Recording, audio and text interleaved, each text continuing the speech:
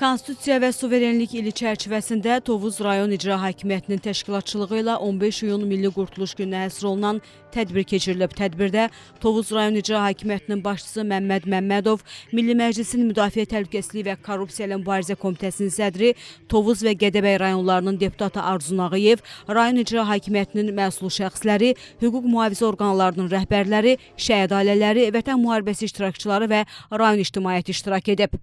Öncə tədbir iştirakçıları Tovuz rayonundakı ümumilli lider Heydər Əliyevin əzəmətli heykəlini ziyarət edib, önünə gül dəstələri düzüb, əziz xatirəsini ehtiramla yad ediblər. Tədbirdə çıxış edən icra başçısı Məmməd Məmmədov 15 iyun Milli Qurtuluş gününün Azərbaycanın müasir dövlətçilik tarixində dönüş nöqtəsi olduğunu, ümumilli liderin xalqın təkidli tələbi ilə hakimiyyətə qayıdışının Azərbaycanın dövlət müstəqilliyinin qorunub saxlanılmasında və ölkənin gələcək inkişafında həlledici rol oynadığını vurğulayıb.